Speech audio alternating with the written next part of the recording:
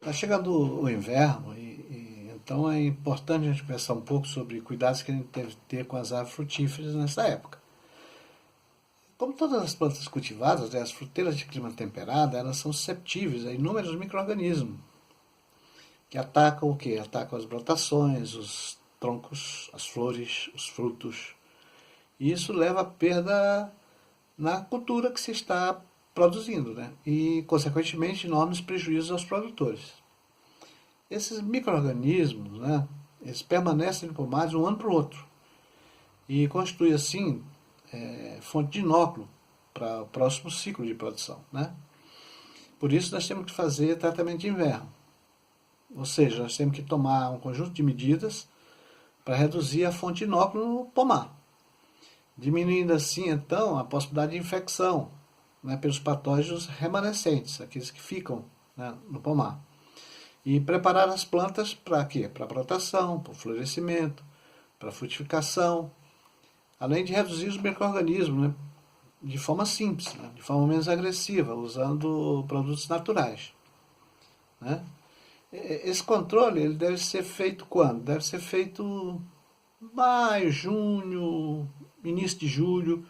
E por que nessa época? Porque essa época é uma época em que os organismos, as plantas, né, do pomar, elas entram em repouso vegetativo.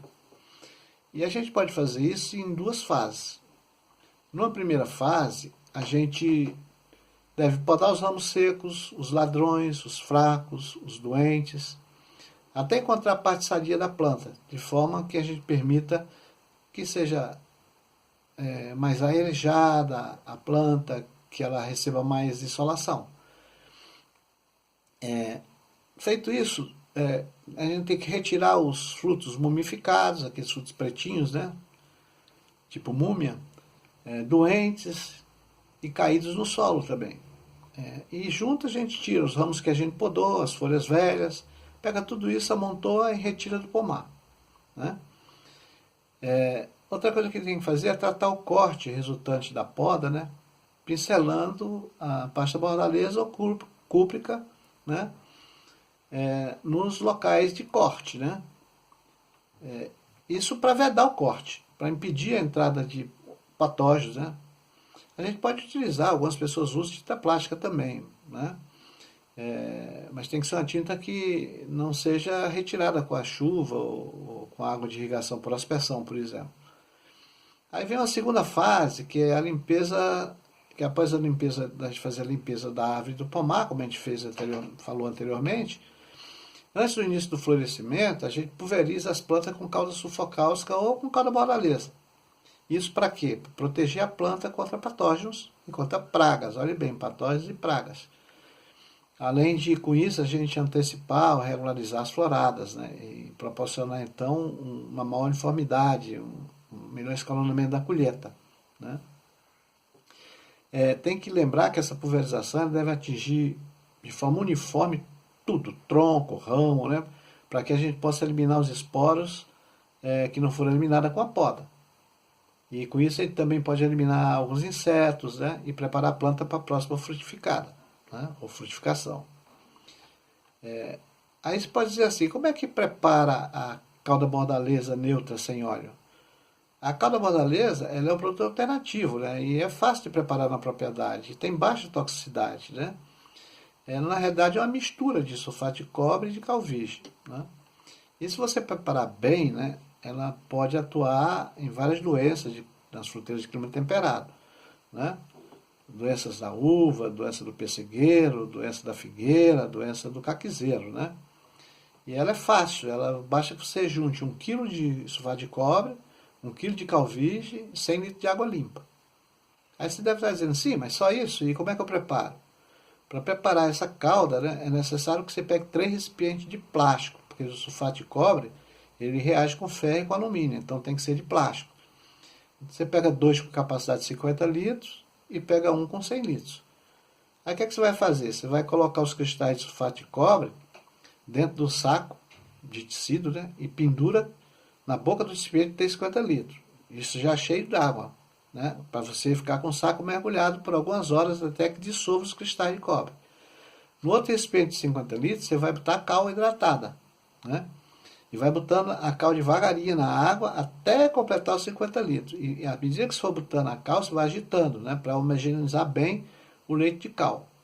Aí quando você está com as duas soluções preparadas, nos dois tambores de 50 litros, aí você vai derramar ao mesmo tempo, mesma quantidade, vai derramando um pouco de leite de cal e um pouco de sulfato de cobre, né? E agitando para homogeneizar. Depois de preparada então a calda, ela deve ser neutra, a reação dela deve ser neutra. E como é que você olha isso? Você pode usar papel Tornasol que você compra, né? Ou então, ou então você pega também, pode pegar uma faca, uma lâmina de aço oxidável, por 1 minuto. E o escurecimento da lâmina então indica que a calda encontra-se ácida, né? Nesse caso, deve colocar mais cal até neutralizar completamente a calda. Ou seja, você tem que ter um objeto, uma lâmina de aço oxidável para oxidar, né? Você deixa por 1 minuto. Escureceu, indica que a calda está ácida. Aí você vai botar mais cal. Deu para perceber, né? A calda perde a ação fungicida dela se ela não for aplicada no mesmo dia. Então você tem que fazer a calda aplicada no mesmo dia, né? No caso de grandes volumes, é conveniente fazer preparações de estoque de sulfato de cobre e leite de cal a 20%, que devem ser mantidas separadas até o momento de sua aplicação. E a pasta bordaleza? A pasta bordaleza você normalmente faz a pintura, né, dos ramos cortados com a brocha. Logo depois você poda. Então ela é utilizada para proteger corte e ferimento no tronco das frutíferas, assim como cortes feitos durante a poda. E aí tem uma diferença assim, aqui você vai usar 1 kg de sulfato de cobre, 2 kg de cal virgem e 10 litros de água limpa. Os produtos e o preparo é a mesma coisa da calda bordaleza, porém com redução do volume de água, como você viu, de 100 para 10 litros. Essa pasta ela deve ser pincelada logo após o corte, não após a poda, né? Para proteger e facilitar a cicatrização. Aí você diz assim, e a calda sulfocáustica? Como é que prepara? A calda sulfocáustica, inclusive, ela pode ser comprada já pronta, né? Mas tem alguns cuidados a serem observados, então, nesses tratamentos de inverno, que é bom que vocês saibam. Primeiro, recomenda-se usar cal virgem de boa qualidade, com mínimo de impureza e bem calcinada. Na ocasião de misturar o sulfato de cobre e a cal, as duas soluções devem estar com a mesma temperatura, então tem que ter um termômetrozinho. Sendo que quanto mais baixa a temperatura, melhor. Portanto, a gente deve esperar esfriar completamente a solução de cal, né? Quando bota água, o cal aquece, até ficar com a mesma temperatura da solução de sulfato de cobre. Outra coisa é que você não deve diluir a solução com água depois de preparada.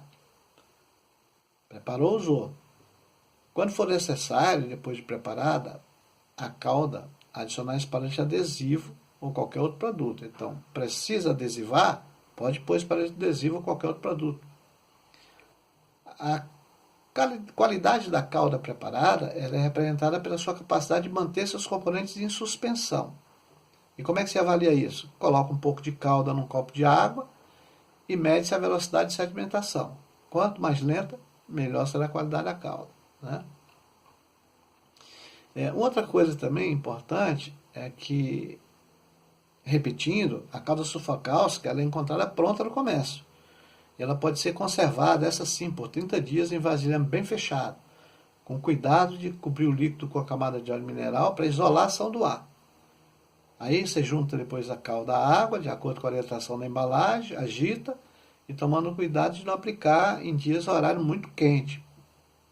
Igual você faz quando você vai aplicar um acaricida ou né, uma aplicação foliar. Não pode usar horário muito quente, senão concentra muito. E algumas observações são importantes também a gente atentar. Primeiro que a gente deve obedecer o intervalo de 20 dias entre a aplicação da calda sulfocáustica e da calda bordaleza. Então, 3 semanas mais ou menos entre uma e outra. Após a aplicação da calda sulfocáustica, a gente tem que lavar bem os equipamentos com vinagre, na proporção de 1 para 10 de água. 1 de vinagre para 10 de água. Porque ela é um produto cáustico, tá? E não se deve lavar os equipamentos nem jogar resto de calda em rio, nem um corpo d'água, tá? Para a aplicação da calda sulfocausto que é obrigatório utilizar EPI, pois a cauda pode estragar a roupa, irritação da pele também causar e tal. E por último, a gente quer dizer que essa conversa aqui foi toda baseada num artigo do Instituto Biológico. O artigo foi feito pelo Dr. Eduardo Monteiro de Campos Nogueira, que é um pesquisador científico do Centro de P&D de Sanidade Vegetal, e a doutora Josiane Takasaki Ferrari, que também é pesquisadora científica do mesmo instituto, do Instituto Biológico, tá? E eles autorizam a reprodução, desde que citada a autoria e a fonte, como a gente está fazendo aqui agora, tá? Então, muito obrigado pelo tempo que vocês estão disponibilizando para me ouvir e até o próximo encontro nosso.